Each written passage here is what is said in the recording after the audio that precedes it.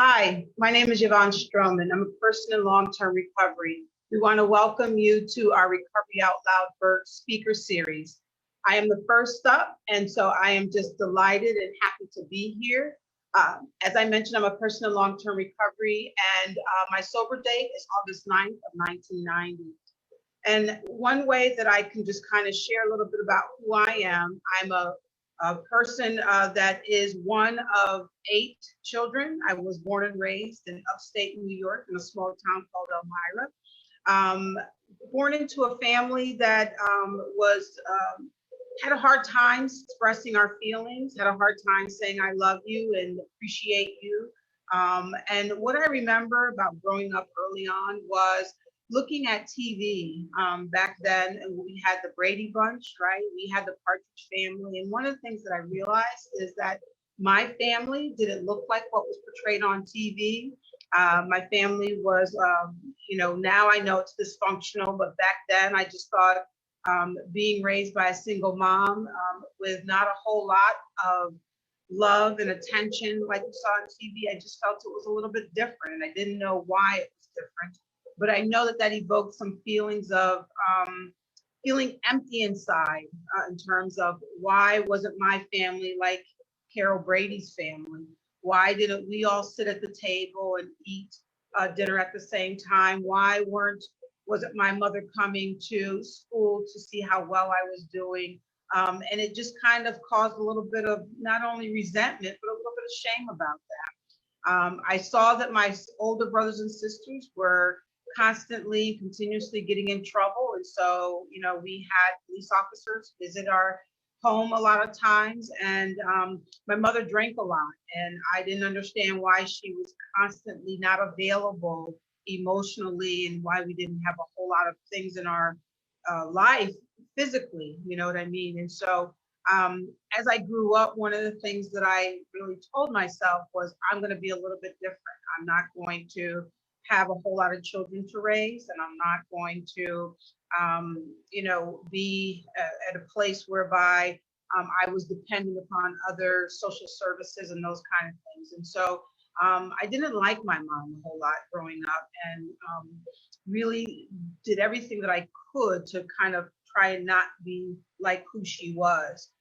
And so I sought out to get involved in the church. I was raised in the church. I remember going to Sunday school every Sunday morning. The bus would pick us up and take us on to Sunday school. And then when I got old enough to kind of walk to school, to Sunday school, I would walk to Sunday school and I would attend church services. And so I grew up with a mindset of my opinion about God was that he was a God fearing God, and that we were to, really respect our mothers and fathers and our older adults. And so I respected older adults and my mother, but in a way that the Bible said that I should not because I really wanted to. I didn't understand, I couldn't see the difference between doing something naturally because you should out of your own heart, but doing something out of what the Bible says to do. And so I grew up going to school every day, doing the right things every day because it was as God intended us to do, not because I actually thought I should do those things of my own volition. And as I grew up, I knew about drugs and alcohol because that was around me. And I saw that those were some things that you shouldn't do. But that didn't take away the curiosity. So growing up along the way, I didn't necessarily immerse myself into drinking and using drugs, but I would kind of what we would call a teenage years experiment. And what came back for me was I didn't like the taste of alcohol. I smoked a cigarette and gagged severely and didn't like what cigarettes did to my head and my stomach.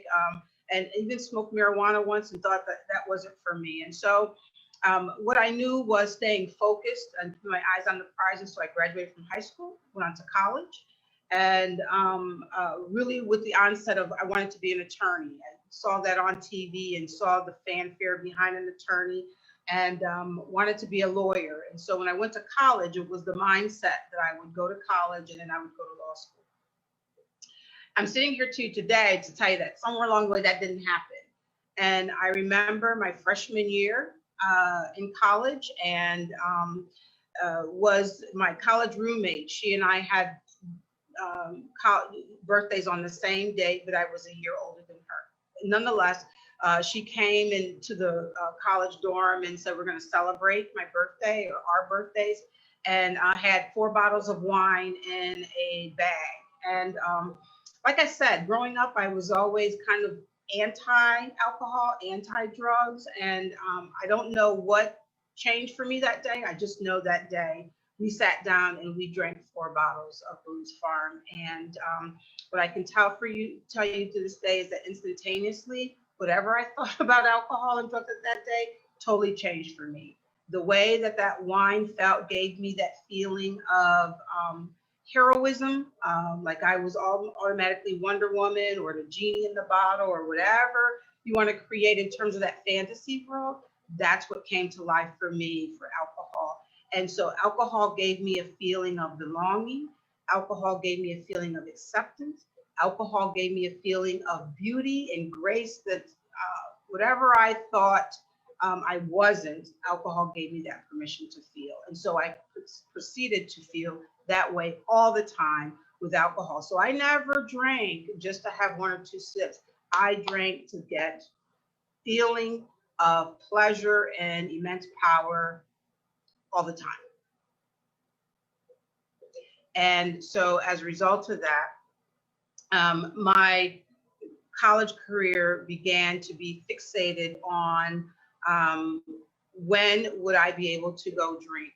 So I couldn't, my classes were structured eventually around happy hour because I knew happy hour was a time that we would go and celebrate.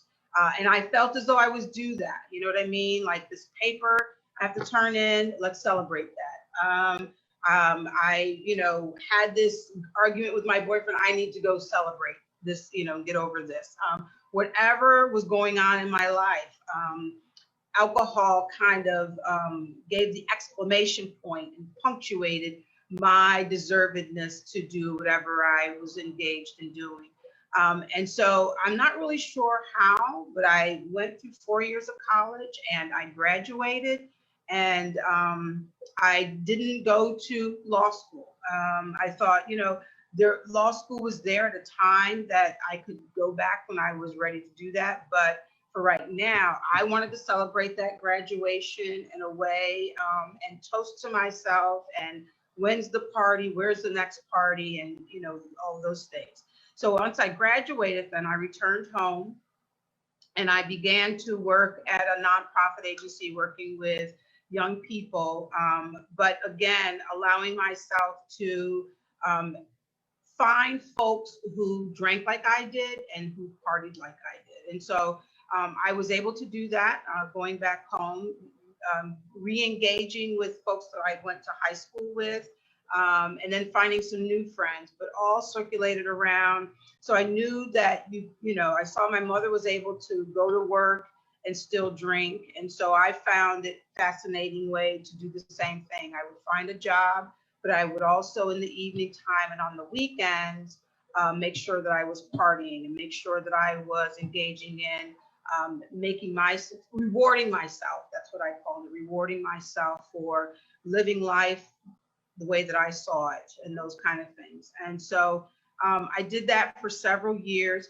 Along the way, I was introduced to crack cocaine, and it gave me another level of feeling pleasure, of feeling great, of feeling like I deserve this, feeling like, if you had the family that I had, you would drink and use drugs too, or if you, had the job that I had or the employer, whatever that it gave me. And what I need to say is what I realize now is that when our brain chemistry changes as a result of using drugs and alcohol, that brain chemistry changes in such a way that the brain continues to function to need to use. And I didn't know that then, but not only do you then have the psychological dependency, but you also have the physical dependency, because what I know now is that when I wasn't using, there was certain things in my body that was happening that said, the only way that you're going to feel better is to drink. The only way that you're going to feel better is to use more drugs and substances. And so that was my way of dealing with. And so when we talk about using to live and living to use, it really does go hand in hand from that psychological and physical dependence. And so as I continue to use, I would continue to have different jobs and lose those jobs as a result of my using. And what happened for me was eventually I would get employment at the school that I actually graduated from. I was an admissions counselor for a few years. And along that time, my disease really took off in the way of um, more consequences was resulting. I wasn't showing up for work, or I was late for work, or I was, while on the job, under the influence, and those were being noted. And so actually what happened for me was during that time was I began to have interventions. My employer would share with me that, while I'm doing a great job, there's some things that they're noticing in terms of tardiness or being AWOL, which means absence without leave. There were just days that I wouldn't call in, or I was using the school vehicle without permission and those kind of things. And so what happened along the way was there was a time that I was confronted about this, and I broke down and just said that I may have a chemical dependency problem. And what I need to say is prior to that, there were other consequences along the way in terms of being stopped by police for reckless driving, or, writing bad checks, which led to arrest and incarceration. And so these consequences that I saw along my way, I kind of, gave explanations for that. Like the next time when you go and you're, instead of reckless driving, take a cab, or the next time, you make sure that you have at least $5 in the account or something like that. But I would always, my disease always told me to rationalize away the behavior, the consequence, so that I would be a better criminal or better user the next time, right? But what happened to me during this time that I was employed at the university was they began to introduce to me the opportunity to go to treatment. And now during those times, this was in the late 80s, during that time, you didn't necessarily hear about treatment the way you do today. Today, with SAMHSA, Substance Abuse and Mental Health Services Administration, and NIDA, and organizations, you hear more about substance use disorders today than when I did in the late 80s. I would see commercials about rehab, and it would always be like late at night. It would be like after 12 and that type of thing. It wasn't being known the way that it is today. So my idea about treatment at that time was someplace that you can go and kind of, they would teach you, if you will, how to use safely so that you wouldn't endure those consequences, right? And it was a way that I would say, okay, well, it's kind of, my employer's coming to me, so maybe I need to go here and learn about how to safely use so that I wouldn't endure those consequences when I came back out. And I also didn't know that you would be going away for 30 days. So when they talked about pack the bag, I'm like, what are you talking about? I just thought I would go away for a few days, you know what I mean? And then come back and all would be well. I could just kind of, pick up where I left off, if you will. But I went away for 30 days. And at that time, care and treatment centers was called Chit Chat. There was a number of Chit Chat farms throughout the state of Pennsylvania, and I was living in northern Pennsylvania at the time, so I went to Chit Chat in Westfield. When I got there, I didn't know what to expect. Again, when I talk about, how we were introduced to treatment in the 80s, I didn't really know of it other than names. And so when I got there, I was seeing it was like this peaceful place, and I was thinking, what is this all about? And so when I got there, I was a little paranoid, not only from the drugs, but from the perspective of they knew I was coming, and I didn't know that. I didn't know that they would know that you're coming and have a little bit of background about you. So the lady, and I remember Trudy was her name, and I don't think Trudy's with us any longer, but I just remember her face. And she said, Yvonne, welcome. And I was like, whoa, what is this? there weren't any bars to indicate it was jail or anything, but I'm like, what is this? And kind of, what do you want from me and what are you expecting from me? But they said, we were expecting you, and it was just a really welcoming and loving environment. And that's something that I really felt right away. And they began to just kind of talk to me a little bit about my use. And I couldn't really make the connection other than I knew it was treatment. And so they began to say, to talk about what hurts you. And that was just a foreign concept to me. No one has ever said to me, talk about what hurts you. And I didn't have any clue what hurted me. I could tell you that there was some undercurrents of anger. I could talk to you about feeling a little angry um, because I was going back to my childhood and just feeling like I was kind of duped out of a good childhood in my mind, and began to just kind of talk about my mother and feeling really angry with my mother, feeling like I was in a family that didn't love me, and and saw a whole lot and witnessed a whole lot, experienced a whole lot, that I was really angry at my mother because I felt as though she didn't protect me enough. And so I talked about that in treatment. And when they talked about the relationship that I had with alcohol and drugs, I that was kind of like I couldn't see the connection at the time. And I remember my therapist there, his name was Dave, and I see Dave to this day in my head. And he would talk to me and he would ask me questions about, did you use when it was raining? Did you use when it was snowing? And did you use when it was, um, you know, any other time? And I would say, yeah, and I couldn't make the connection. I'm like, so what are you saying? And I think I had a really difficult time resonating when people would talk about being an alcoholic or being a person with substance use disorder. I couldn't connect that. And I actually was able to say, that's not me. But that certainly sounds like my mother. That certainly sounds like my cousin. That certainly sounds like my uncle. And I can tell you that based on what you're telling me, that sounds like a whole lot of people. And I wasn't able to internalize the onset of maybe taking a look at your own behaviors and your own consequences. And maybe there's a chemical use disorder with yourself.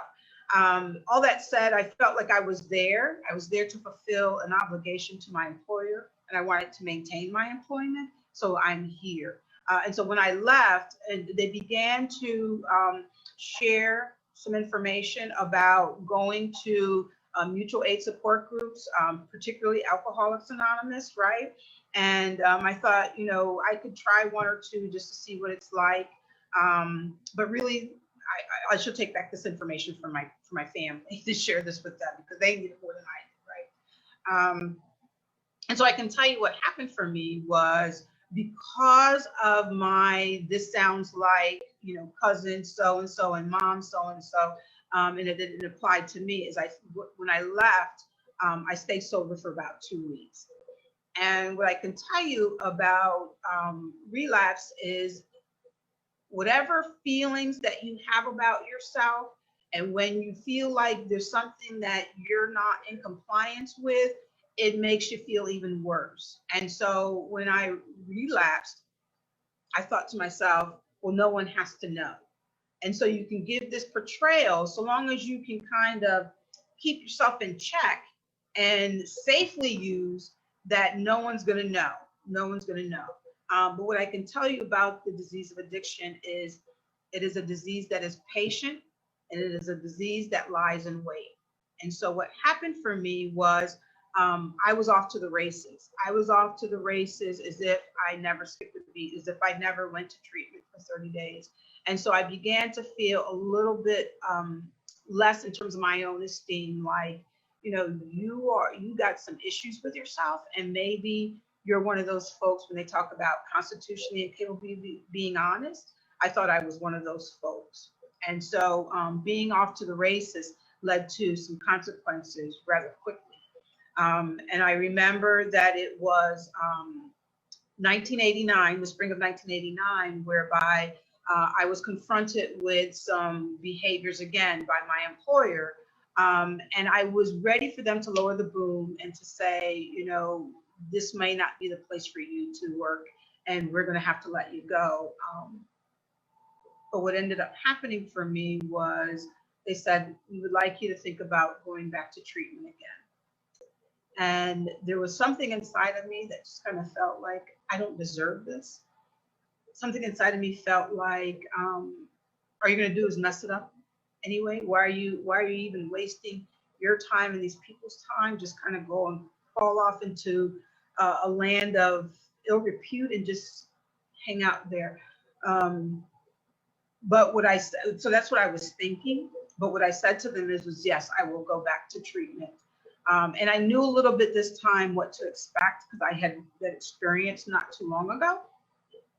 And so I went back, and this time I went to Cold Forge, and was there for 30 days and had a little bit more earnest to listen this time. I had a little bit more investment in myself of just saying, you got to clean up your act here, Strowman. Otherwise, you're gonna end up in places that other people should be, but not you. And so what happened for me was I went to treatment, and they talk about in neutral support groups that half measures avail us nothing, right? They talk about if we're not totally honest and completely honest, then there's no way that we can, that sobriety and recovery can be our path of life on a daily basis. And so I went to Cold Forge and I left there. And when they talk about focusing on yourself and working on yourself and talking about your feelings and investing the time that you need to for you, that's really, really something that's important, that you really, really should walk away with understanding that the time that you put into investing in yourself and feelings and treatment is really opportunities for you to grow and foster. And I need to be honest with you today and tell you that when I went to treatment the second time, I saw fit to get into a relationship in treatment.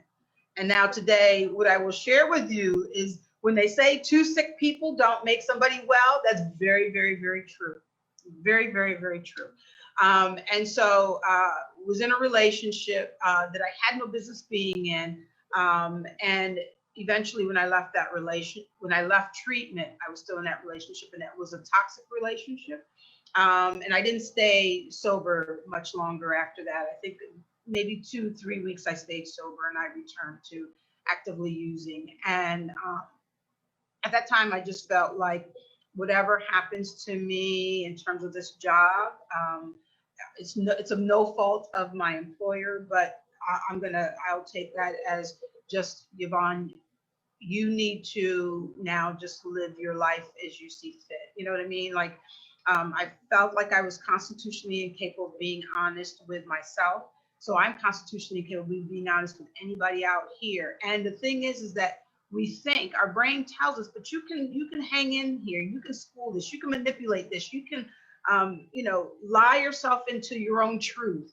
And that works for a little bit, that lie into your own truth, but you're only BSing yourself because other people know.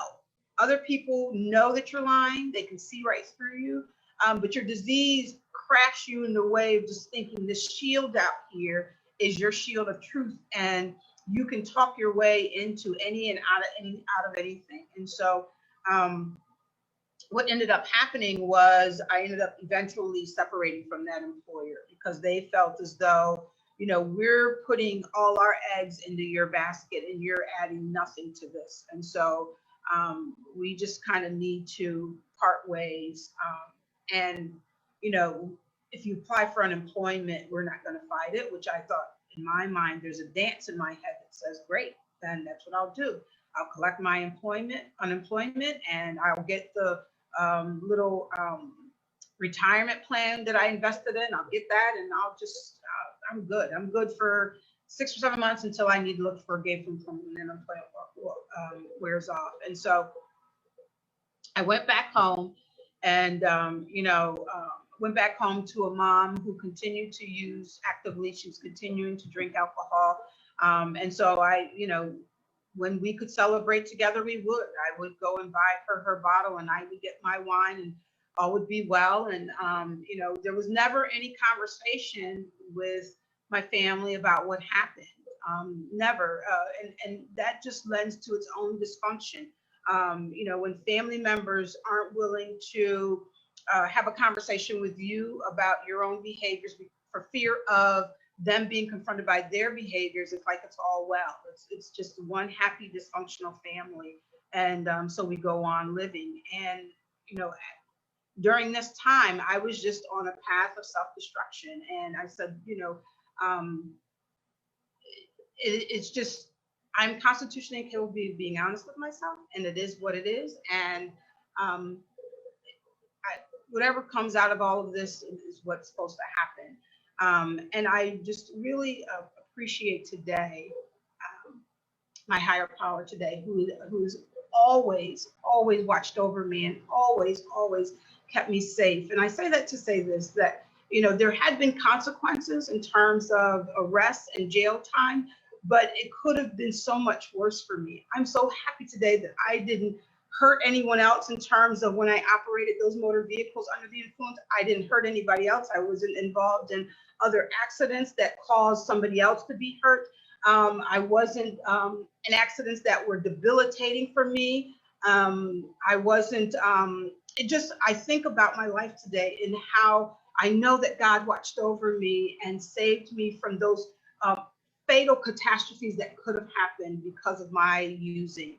And what I know today is in August of 1990, I went to jail and I spent several months in jail.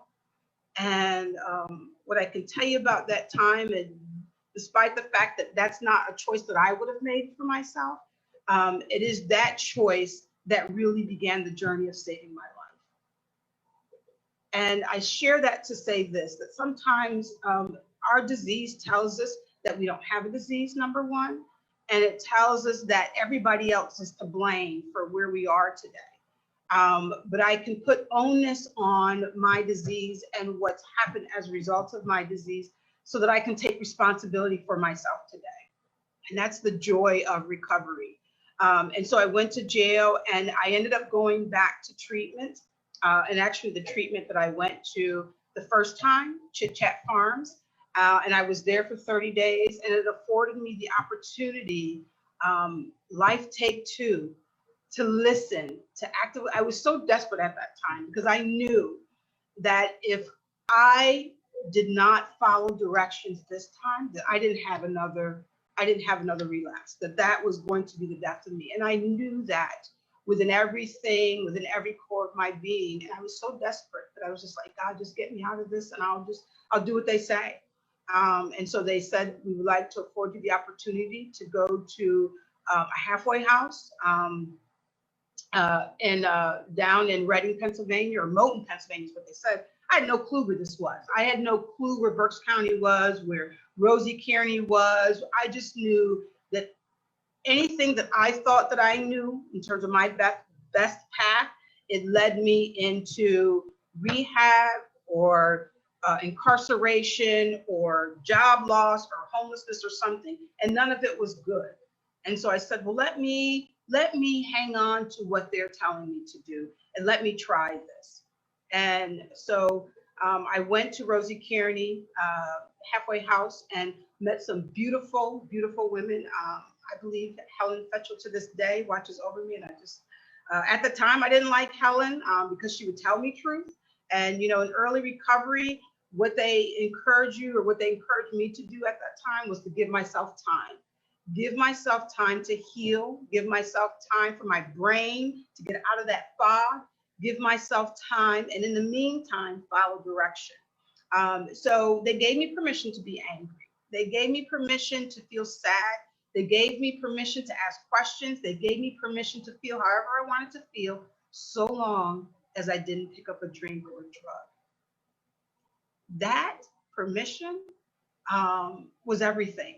That permission was everything, because they loved me in spite of who I thought I was. And they loved me in spite of being angry or in spite of questioning.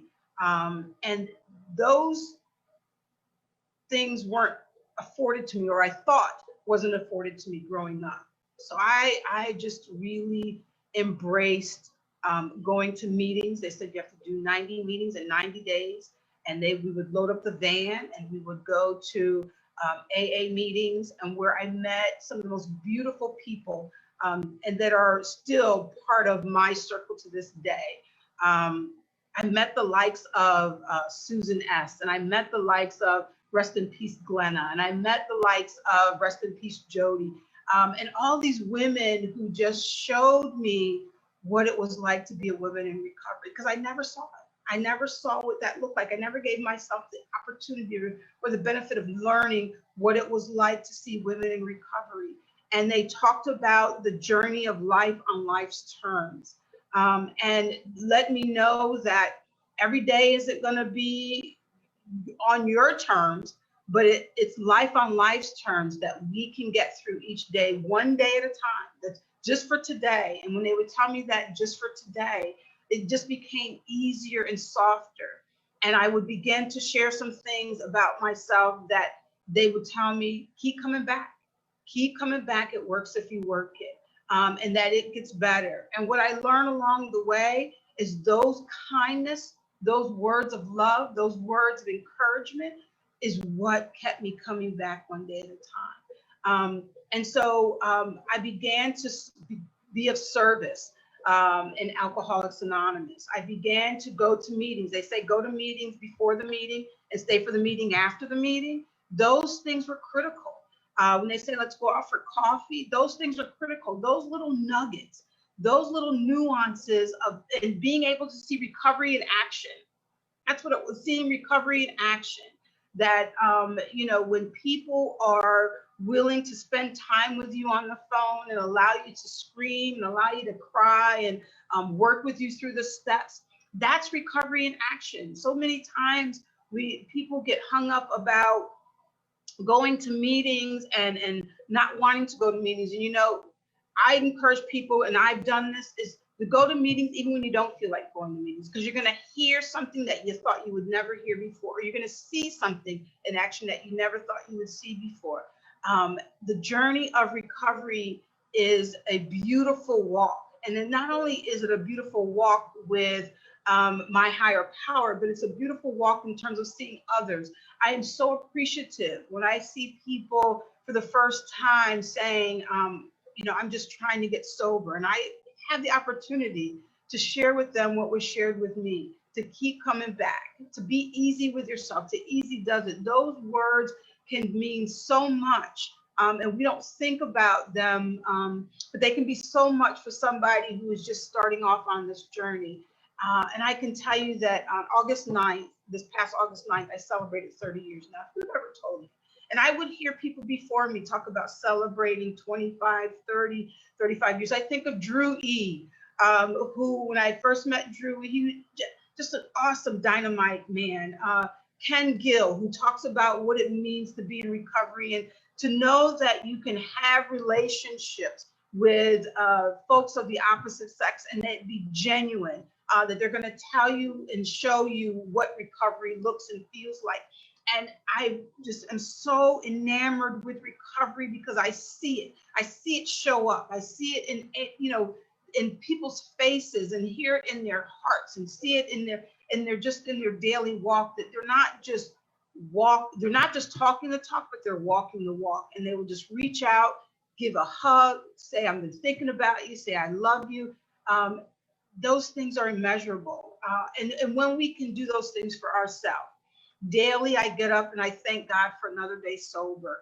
Daily I get up and I will read a meditation book, something that helps me to live beyond well.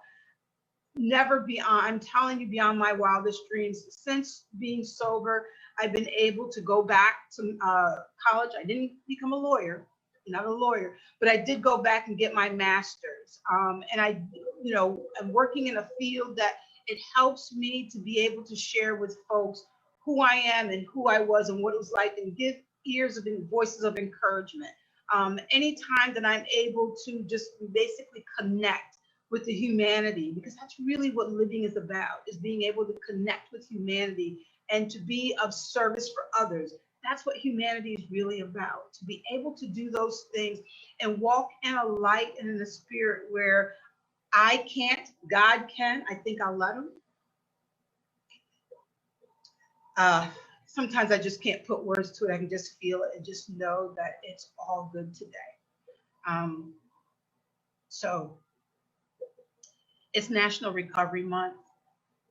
I'm a person of long-term recovery. I'm so, so grateful to be sober. Um, I hope that in your walk, if you're challenging whether this life is worth it, I'm here to tell you that it is. That it is. When you think about where you came from, um, and I remember there are times that I woke up and I didn't know where my car was. There were times that I woke up and I didn't know how I got there. There were times I woke up and I didn't know if there were going to be police at the door. I know those things aren't going to be evident today. I know where my car is, right? Today. I know there aren't police that are going to be knocking at my door today. I know that I haven't harmed anyone today through either words of attack or either bodily injury. I know that today. And it brings such a peace, such a joy to my heart to know that I have a higher power whom I choose to call God, who loves me unconditionally, which then allows me to be okay with who I am and where I'm at today. Celebrate National Recovery Month. Celebrate you. Celebrate sobriety and all of its goodness. And share with somebody else what recovery and sobriety has done for you. I guarantee you, you won't be miserable because of it. It will give you a heart of elation that is immeasurable. So, um, thank you. Thank you for taking time out of your busy schedules to allow me to share. And recovery rocks on. Recovery Out Loud verse. Thank you.